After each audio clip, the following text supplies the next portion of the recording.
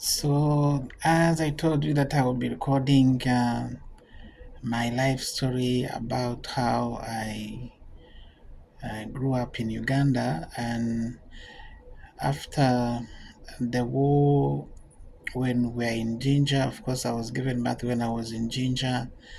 Then, after some time, the parents had to move back to our home district, which was Kabare. By then it was still Kabare, but now it is called Ruchiga. I was born in Mahanga and Mahanga Trading Center. Yes, ndio Mchiga. And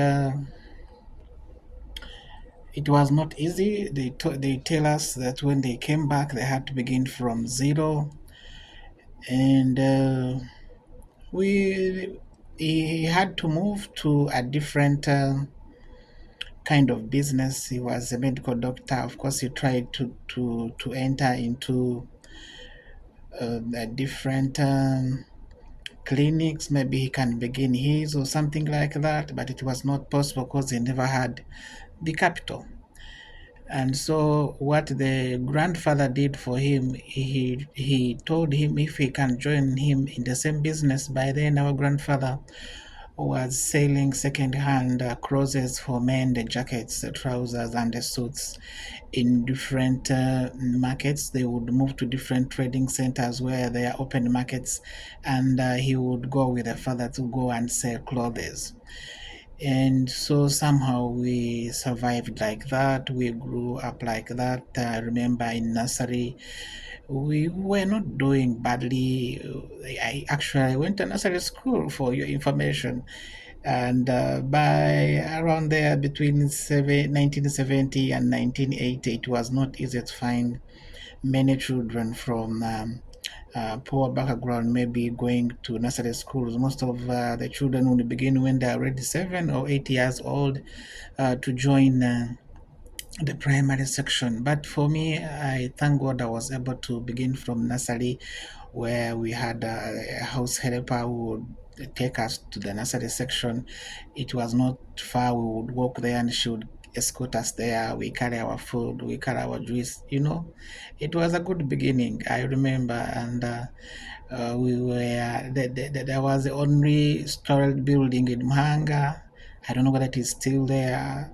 The building used for that widow. She was called Nora. I don't know whether she's still there. As when you're in Mahanga, by then it was the only storage building, and we would study in the basement. Then from there, I went to a primary school, which is at Nyikunama Church of Uganda, and the school was called Nyikunama Primary School. And at some point, things were not easy. My dad had joined maybe what I can call bad groups, started drinking a lot of alcohol, and he had a lot of debts he was not paying. He was in many of the circles, and the debts accumulated, and it was too much. So what happened? Some of the circles or the local banks, they would come and say he had put this piece of land, so we are selling. He had put this piece of plantation, we are selling. They kept coming, selling one by one, one by one. At some point, it was too much, and so he had to move back to Ginger to go and look for an income and a source of living because it was becoming too much. So by then I was in primary six. I remember I escorted him up to the boundary of Ruchiga and Ankole border so that he can board the early morning bus around 3 a.m. and he boarded the bus and he went back to Jinja. He left us in Mohanga, and we were there for some time with our mother. And the mother was trying, it was not easy. We had nowhere we can do the farming, whatever. But a good thing, there was some little part of the plantation that was still there, so we'd get matoke, and we would survive somehow. So I remember he went to Ginger, our dad, then he was there for some time. He tried to look for jobs, but they were not there. And somehow he got a friend who took him to another district which is called Isinjiro.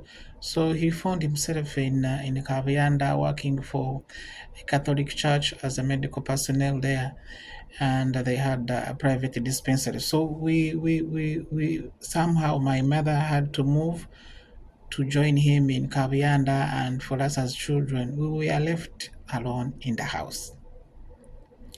So this was not easy.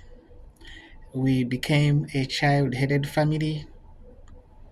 Of course, mother went there. She was trying to do farming. They had to go and rent out a piece of land where they can plant some maize so that they can be able to raise some food for us back home so that we can get something to eat. And it took them almost like a full year so that the other children can relocate and we join our family in Kaviand. And it was not easy. We went through a lot of difficulties. I remember even I had to sit for my P7 examinations, called primary living examination in Uganda.